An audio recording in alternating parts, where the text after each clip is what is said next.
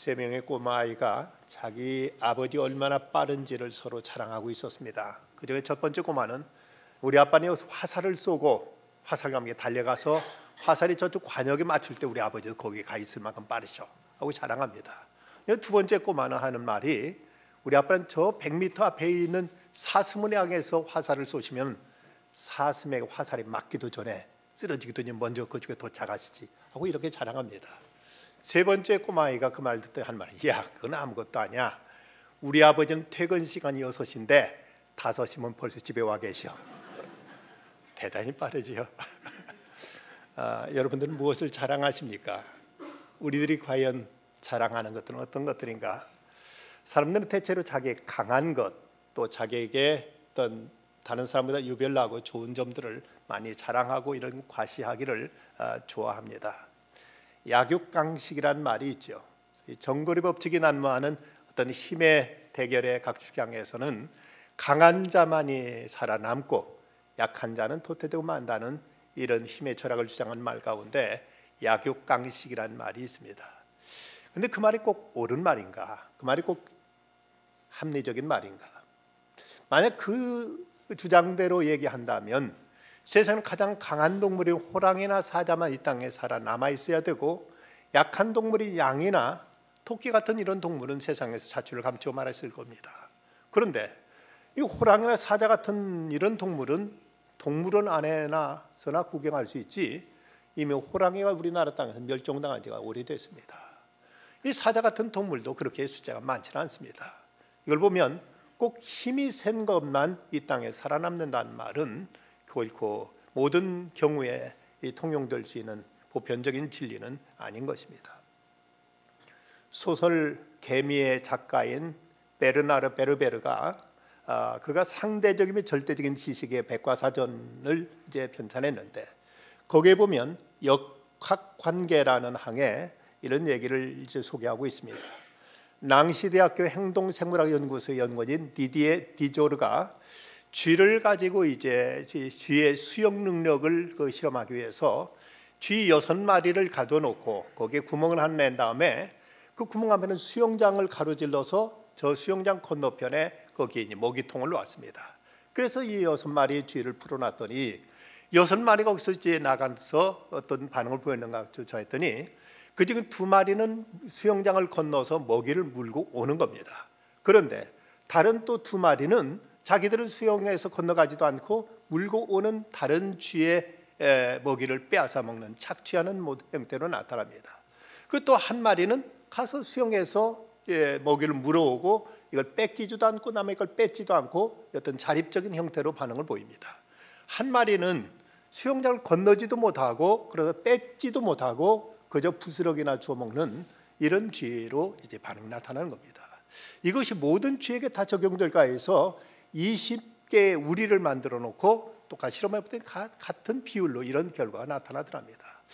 그래서 또 다시 실험을 했는데 여기서 착취하는 쥐만 뽑아서 6마리로 이제 또 집어넣은 다음에 그것도 문을 열어줬더니 거기서 똑같은 현상이 나타나는데 착취하던 쥐들 가운데서도 2마리는 가서 먹이를 물어오는데 뺏기고 2마리는 아예 가지도 않고 그걸 뺏어 먹고 한 마리는 또 가서 먹이를 물고 와서 자기 혼자 먹고 한 마리는 그마저도 못하는 이런 쥐로 나타나더랍니다.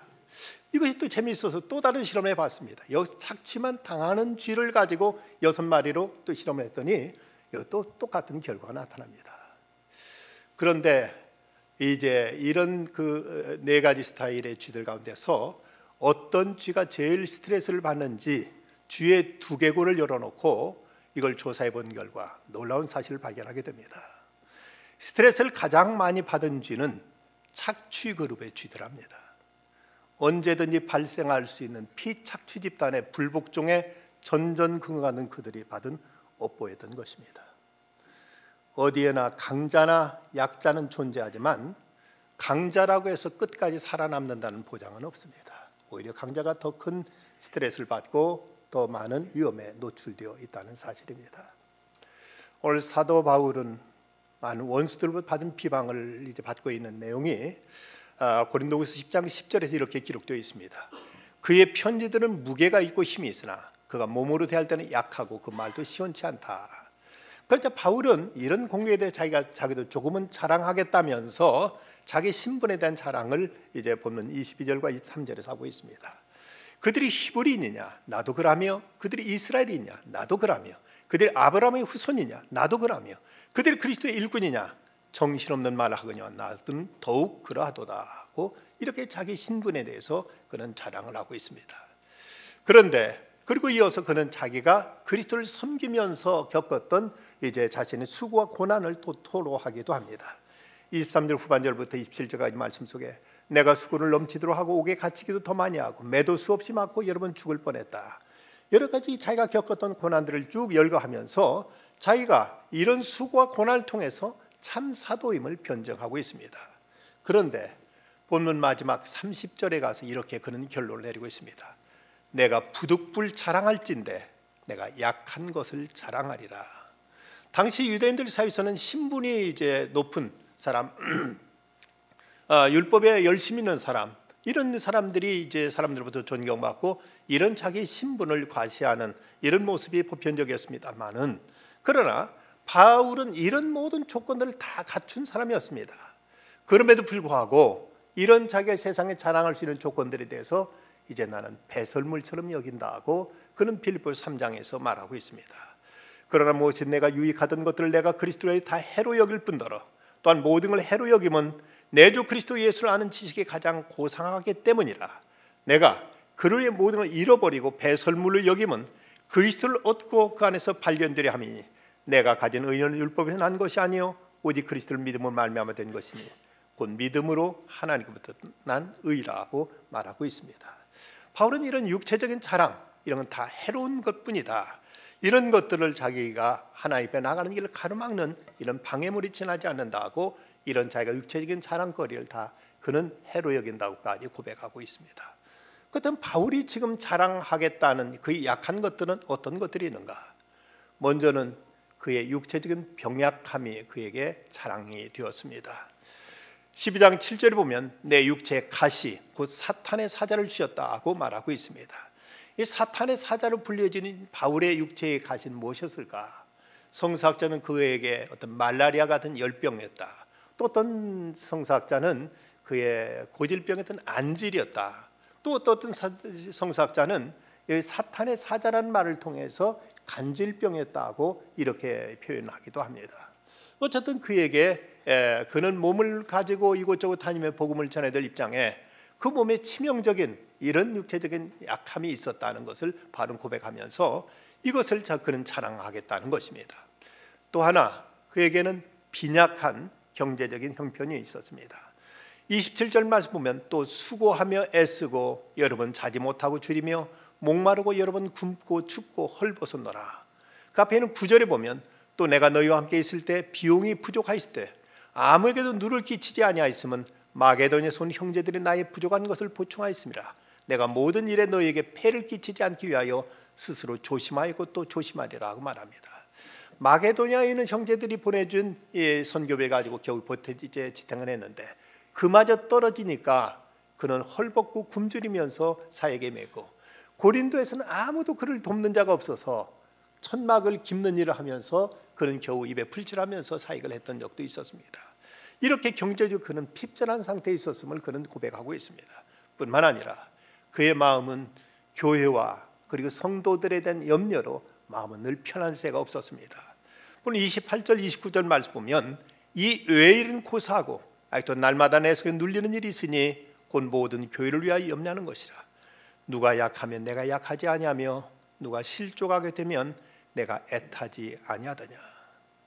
우리 얼핏 생각하면 사도 바울은 어떤 일을 중심으로 사역하는 그런 사역자이기 때문에 하나의 푯대를 세워놓으면 그저 좌고우면하지 않고 오직 그 일을 성취하기 위해서 밀고 나가면서 주변 사람들에 대한 별 관심을 갖지 않는 이런 스타일이 아닌가 생각되지만, 오늘 말씀에 보면 너희가 애타할 때 내가 애타지 않더냐, 너희가 아파할 때 내가 아파하지 않더냐.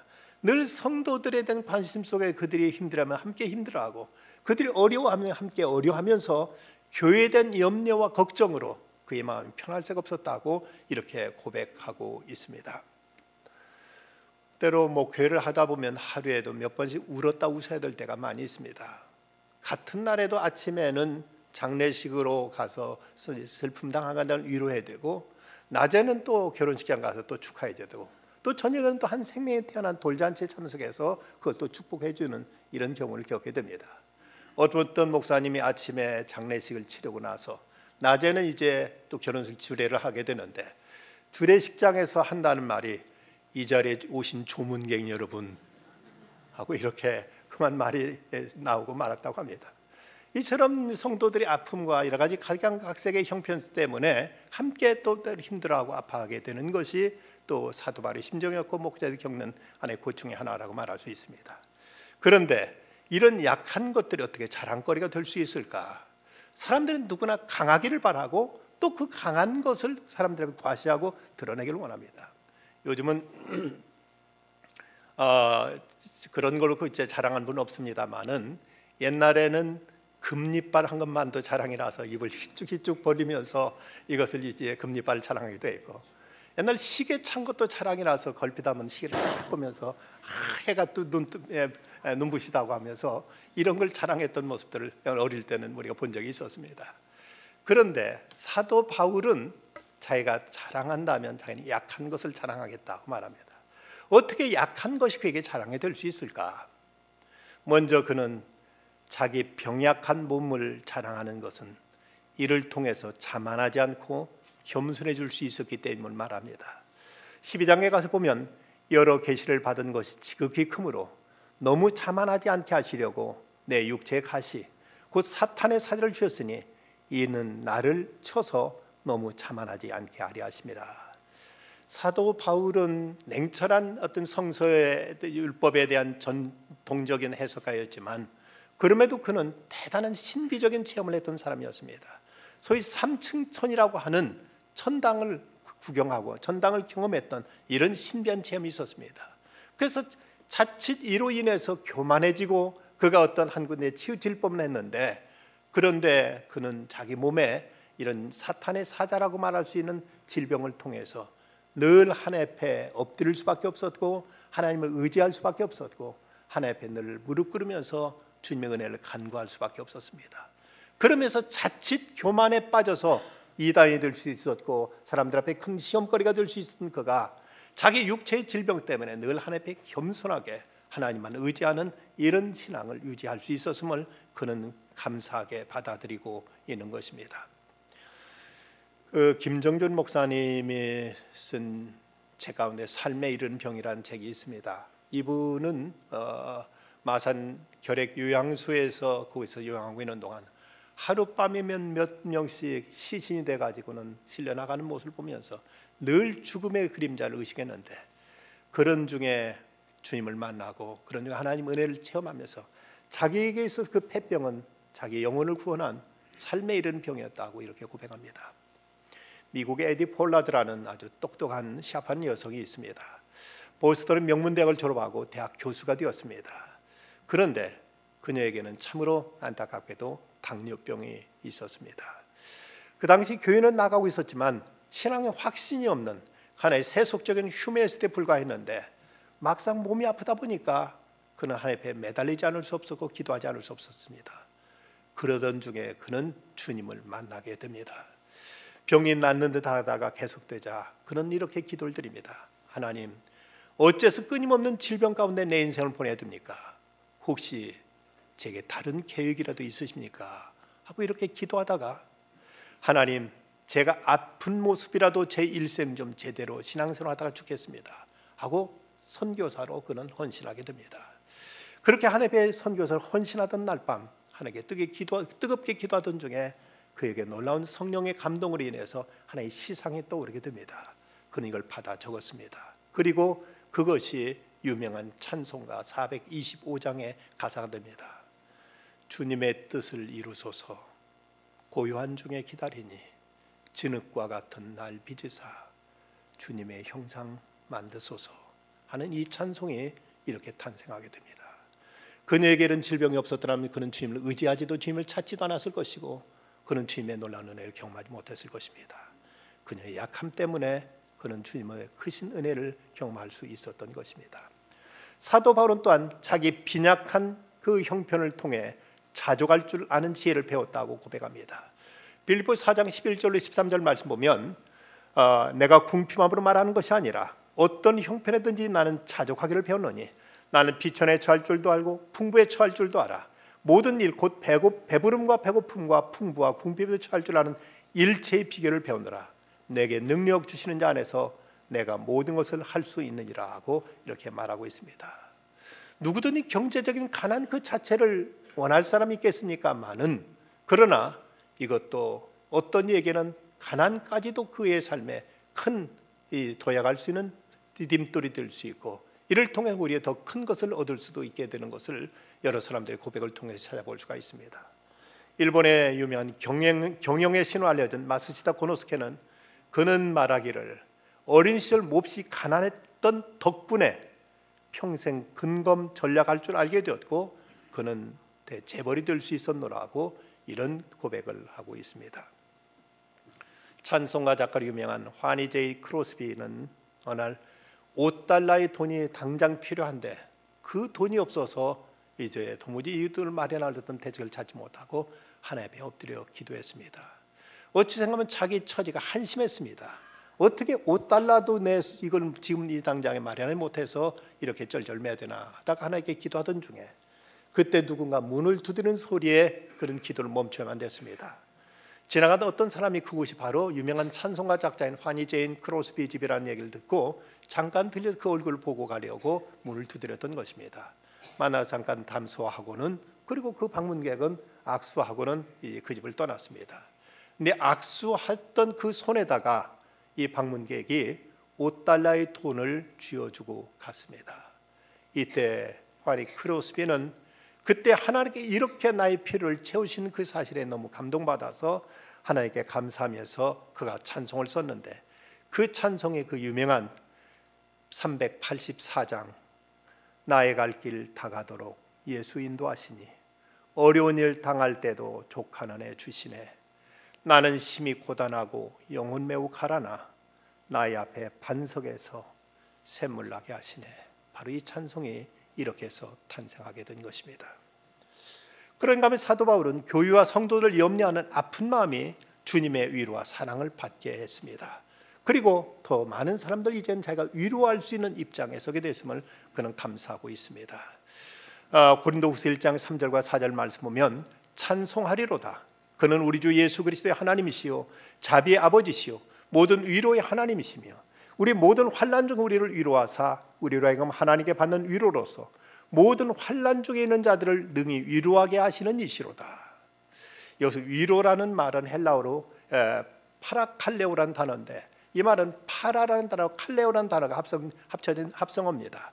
파라라는 말은 곁으로라는 말이고 칼레오라는 말은 부른다는 이런 뜻을 가지고 있습니다. 그래서 이 말은 이 가까이 불러서 곁에 있게 하는 것이 위로라는 말의 원래 의미입니다. 그러니까 우리가 슬픔과 고통 당할 때 주님께서 하나님께 우리를 가까이 당신 곁으로 부르셔서 곁에 있게 하시면서 주님께 우리를 품어주시고 주님께 우리의 상처를 어루만져 주시며 다시 주님께 우리에게 위로와 격려를 통해 새롭게 이렇게 세워주시는, 이것을 바로 위로란 단어의 의미가 바로 여기에 있는 것입니다. 그런데 누가 위로를 줄 수가 있습니까? 나와 같은 고통을 겪고 있는 사람만이 내게 위로가 됩니다. 내 사정과 전혀 무관하게 살고 있는 사람이 별별 소리 해줘도 그건 내게 마음에 와닿지 않습니다. 근데 소위 동병상련이라고 같은 고통, 같은 아픔, 같은 상처를 겪어본 사람이 우리에게 전해주는 말이 우리에게 진정한 위로가 되는 것입니다. 실화를 바탕으로 쓴 이철환 씨의 연탄길이라는 책에 아빠의 눈물이라는 제목의 이런 이야기가 소개되고 있습니다. 명지라는 그 10대 소녀가 가족과 함께 차를 타고 가다가 교통사고를 당해서 그만 다리를 크게 다쳐서 목발을 하지 않고는 걸어 다닐 수 없는 이런 그 장애를 입게 됩니다. 10대 어린 소녀가 이런 사고를 당했으니 얼마나 그게 큰 상처였고 그게야말로 하늘이 무너지는 듯한 슬픔이었겠습니까? 밥도 먹지 않고 늘 눈물 지는 그를 향해서 아빠가 다가와서 우리의 불행은 이것이 다른 사람의 위로가도 될 수 있지 않겠느냐 하면서 아빠가 위로주는데, 그런데 아빠가 위로가 된 것은 아빠도 다쳐서 같이 사고에 다쳐가지고 그만 아빠도 이 목발을 해야만 걷고 다니시는 이런 처지가 돼서 아빠의 위로만은 그에게 큰 마음에 그 와닿게 되었습니다. 그런데 그때 닿지 않았던 엄마의 위로는 전혀 그에게 실감나지 않았던 경우가 많이 있었습니다. 아버지는 약사로서 계속 약국을 경영하면서 비록 이제 불편한 몸이지만 목발하고 움직이면서 명지에게 큰 위로가 되곤 했던 것입니다. 이 아이가 그런대로 이제 마음의 숨을 추스리고 열심히 공부해서 대학에 입학하던 날, 학교에서 입학식을 마치고 나오는데 꽃다발을 이제 들고 있던 아빠가 이제 학교에서 나와서 길거리까지 나와 있는데 마침 그때 한 어린 아장아장 걷는 꼬마 아이가 이 인도에서 차도로 거기 내려가는 겁니다. 차도로 쌩쌩 다니는 곳인데 여기 가면 어떤 사고 날지 몰라서 불안해하던데 아빠가 목발을 팽개치고는 그대로 달려가서 아이를 끌어안고 여기서 나오는 겁니다. 이 모습을 보고 이 명진은 깜짝 놀랐습니다. 엄마, 저기 아빠 아니야? 아니 아빠 다리는 어쩌고? 하고 이렇게 물었습니다. 근데 엄마가 하는 말이 얘야, 아빠가 사실은 다친 건 다리가 아니었단다. 팔만 좀 다쳤는데 내가 그렇게 절망하고 낙심한 모습 보고 아빠도 너처럼 아픈 흉내를 내왔던 거야. 너한테 위로가 되기 위해서, 너를 일으켜 세워주기 위해서 아빠는 약국을 하면서 밖으로 다닐 일이 많지 않았기 때문에 아빠가 같이 그 클러치를 하면서 너의 슬픔을 같이 나누기 위해서 지금까지 아빠와 왔던 척을 한 거야 라고 이렇게 말합니다. 명지는 울음을 터뜨립니다. 참으로 아버지가 자기를 왜 그동안 오랜 날들 동안 그토록 이제 같이 아픈 모습을 했다는 사실로 인해서 말할 수 없는 이제 아빠의 사랑에 대한 고마움을 느낍니다. 이 아버지가 그에게 말합니다. 세상의 모든 것들은 결국 하나의 의미로만 존재하는 것은 아니란다. 슬픔도 그리고 기쁨까지도 힘겨워도 견디고 또 견디다 보면 언젠가는 슬픔도 아름다운 노래가 될 수 있단다. 이 명지는 아버지의 그 희생적인 사랑에 한없는 감사와 함께 새로운 힘과 위로를 얻게 되었습니다. 사도 바울은 질병을 위해서 기도하다가 약함의 은총을 깨닫고 이렇게 말합니다. 그러므로 도리어 크게 기뻐함으로 나의 여러 약한 것들에 대하여 자랑하리니 이는 그리스도의 능력이 내게 머물게 하려 함이라.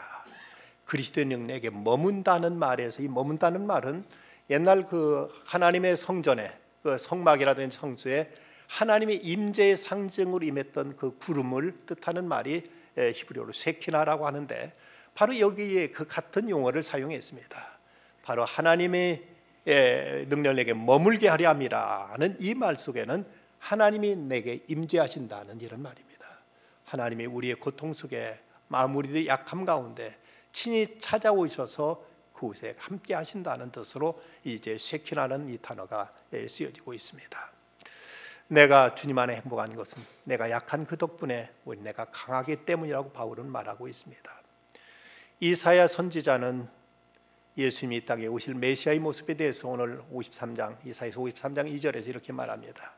그는 주 앞에서 자라나기를 연한 순 같고 마른 땅에서 나온 뿌리 같아서 고운 모양도 없고 풍채도 없은즉 우리가 보기에 흠모할 만한 아름다운 것이 없도다. 예수님이 이 땅에 약한 자로 오셨고 가난한 자로 사셨고 그리고 예수님은 우리들의 모든 약점을 친히 담당해 주었습니다. 일본의 유명한 크리스찬 작가인 엔도 슈샤코가 쓴 그리스도의 일생이라는 책에서 예수님은 이렇게 묘사하고 있습니다. 갈릴리에서 자라나 예루살렘 성 밖에서 살해된 마르고 수족에 가는 사나이, 개처럼 살해되면서도 숨을 거둘 때까지 오로지 사랑만으로 산 사나이. 그는 생전의 현실 속에서 무력했으며 다만 사랑만을 말하고 사랑만을 살고 사랑의 하나님을 증명했을 뿐이다. 왜 이토록 무력하게 됐던 사나이가 사람들로부터 망각되지 않았는가? 왜 그토록 개같이 살해된 사나이가 사람들이 신앙의 대상이 되어서 그들의 삶의 스타일을 바꿔놓았던가? 이 예수의 신비성은 우리가 합리적으로 해석하려 해도 해석할 수 없는 불가사의한 것이다. 예수 그리스도의 그 연약함이 사탄의 강함을 이겨낸 것입니다. 그런데 우리는 오직 강한 것만을 추구한다면 어떻게 우리 주 예수님을 따를 수 있을 것인가? 우리는 어떻게 살아야 될 것이겠습니까? 먼저 하나님 앞에 약한 자가 되어야만 됩니다. 에스겔 선지자는 말합니다. 그 잃어버린 자를 내가 찾으며 쫓기는 자를 내가 돌아오게 하며 상한 자를 내가 싸매어주며 병든 자를 내가 강하게 하려니와 살찐 자와 강한 자는 내가 없애고 정의대로 그것들을 먹이리라. 하나님께 약한 자를 돌보시고 강한 자를 없애고 정의로 다스리겠다 예언하십니다. 우리가 하나님의 긍휼과 자비를 얻을 수 있는 길은 오직 하나님 앞에 겸손하게 내 자신을 낮추는 것이요, 나의 약한 점을 하나님 앞에 부끄럼 없이 내놓는 바로 그것입니다. 그럴 때 그런 곳에 하나님의 은혜가 임하게 됩니다. 파스칼은 이런 말을 했습니다. 자기 연약함을 모르는 채 하나님을 아는 자는 자만하게 되고 하나님을 알지 못하고 자기의 참담함만을 아는 자는 절망에 빠지게 된다. 우리들은 있는 그 모습 그대로 주님 앞에 내어놓고 우리 부족함을, 우리들의 연약함을 하나님 앞에 아뢰고 고백할 줄 알아야 됩니다. 존 스토트 목사님이 이렇게 권면합니다. 주님의 능력은 인간이 약할 때 가장 잘 드러난다. 약함은 가장 실제적으로 그분의 능력을 보여줄 수 있는 무대이다. 우리가 지닌 약점이 도리 하나님의 은혜를 담을 수 있는 그릇임을 우리는 잊지 말아야 됩니다. 우리는 또한 사람들 앞에서도 약한 자로 나설 수 있어야 됩니다. 오택동은 모든 권력은 총구에서 나온다고 했고, 군주를 썼던 마키아벨리는 태초에 권력이 있었다고, 이렇게 힘에 의해서 세상은 다스려진다고 이렇게 주장했습니다. 그러나 기독교 사상가인 말컴 머거리치는 말하기를 이런 힘을 추구하는 철학이야말로 현대 정신사의 타락의 징후라고 이렇게 지적합니다. 예수님 말씀하십니다. 이방인의 집권자들이 그들을 임의로 주관하고 그 고관들이 그들에게 권세를 부리는 줄 너희가 알거니와 너희 중에는 그러지 않아야 하나니 너희 중에 누구든지 크고자 하는 자는 너희를 섬기는 자가 되고 너희 중에 누구든지 으뜸이 되고자 하는 자는 너희의 종이 되어야 하리라. 주님은 그렇게 이 땅에 오셔서 약한 자로 사셨고 섬기는 자로 종처럼 그렇게 사셨습니다. 우리는 또한 스스로 자신 앞에도 약한 자가 되어야 됩니다. 사도 바울은 말합니다. 내가 약한 그때 강함이라. 내가 약한 그때 곧 강함이라. 진 심발라라는 작가, 크리스천 작가는 말합니다. 하나님께서는 연약한 것을 살피신다. 간절히 주님이 필요하다고 겸손하고 정직하게 인정한 자들을 주님은 결코 물리치지 아니하신다. 이 사실 우리의 약함은 주님의 능력으로 채워질 공간이 되어진다. 우리는 지나치게 자기 확신과 자기 어떤 이제 주장에 또 이제 창념하는 것도, 이것도 우리는 조심스러워야 합니다. 얼마 전에 작고하신 신영복 교수, 그분이 나침반에 대해서 이런 글을 썼습니다. 북극을 가리키는 나침반은 무엇이 두려운지 항상 바늘 끝을 떨고 있습니다. 여유인 바늘 끝이 떨고 있는 한 바늘이 가리키는 방향은 믿어도 좋습니다. 만일 바늘 끝이 전류를 멈추고 어느 한쪽에 고정될 때 우리는 그것을 버려야 합니다. 이미 나침반이 아니기 때문입니다. 어느 때든 이거 정말 하나님의 뜻인지, 이게 정말 하나님께 기뻐하시는 것인지 늘 기도하며 주의 뜻을 묻고 그 뜻 앞에 항상 두렵고 떨리는 마음으로 서는 것이, 이것이 겸손한 신앙인의 자세이지, 어떤 자기 확신에 갇혀서 요지부동하지 않는다면 이것이야말로 자칫 또 위험한 일일 수 있다는 사실입니다. 한 무명 성도의 이런 기도문이 있습니다. 때때로 병들게 하심을 감사합니다. 인간의 약함을 깨닫게 해주는 기회가 되기 때문입니다. 가끔 고독의 수력에 버려진 자로서 급급하게 살게 하심도 감사합니다. 그것은 주님과 가까워지는 기회가 되기 때문입니다. 계획한 일들이 틀어져 안 된 것도 감사합니다.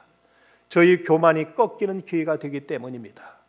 아들, 딸이 걱정거리가 되겠고 아내와 남편이 힘들 때도 있고 부모와 형제가 짐으로 느껴질 때가 있게 하심도 감사합니다. 어려움의 골짜기를 지날 때마다 인간된 보람을 느끼기 때문입니다. 먹고 사는 것이 힘겹게 느껴지게 하심도 감사합니다. 눈물로 빵을 먹는 심정을 이해할 수 있기 때문입니다. 불의와 허위가 득세하는 시대에 태어난 것도 감사합니다. 하나님의 공의가 분명히 드러나기 때문입니다. 땀과 고생의 잔을 맛보게 하심을 감사합니다. 그래서 주님의 사랑을 깨닫기 때문입니다. 주여 저희 작은 마음에 감사하는 마음을 담아주심을 찬송합니다. 모두들 살기 형편이 어렵다고들 많이 탄식하고 많은 사람들이 걱정들 합니다. 그러나 그러다 보면 이것까지도 하나님의 기회입니다. 내가 지금 약한 것이, 내가 부족한 것이, 내가 모자란 것이 우리 하나님의 은혜를 담을 수 있는 그릇임을, 하나님께 역사하실 때임을 우리는 깨닫고 주님 앞에 가까이 나갈 것입니다. 무엇 하나 내세울 게 없는 우리지만 그래도 뭔가 자랑할 게 있다면 사도 바울처럼 내가 약한 것을 자랑하리라며 우리 오직 연약함만을 주 앞에 내놓으십시다. 하나님 앞에 또 그리고 자신 앞에 약함을 자랑하는 가운데 이 겸손으로 내 믿음을 지키고 이웃과 화평을 이루고 하나님의 은총을 언제나 덧입고 살아가는 참된 믿음의 사람들이 되시기를 주의 이름으로 축원합니다. 기도하시겠습니다. 거룩하신 아버지 하나님, 오늘도 저희들이 연약한 모습 이대로 주 앞에 나왔습니다. 무엇 하나 주 앞에 내세울 것, 자랑할 것도 없는 부족한 저희들이기에 더더욱 하나님의 은혜를 갈망하며 주님의 사랑과 은총을 저희들이 사모하며 주 앞에 나왔습니다. 저희들의 이 가난한 마음을 주의 은혜로 채워주시고 저희들 부족하고 연약한 것을 주의 사랑의 손길로 오르만져 주시옵소서. 그래야 진정 하나님을 높이며 사람들과 화평하며 자신을 오만에서부터 자신을 지켜나갈 수 있는 참된 믿음과 지혜의 사람들 되게 하여 주시옵소서. 예수님의 이름으로 기도드리옵나이다. 아멘.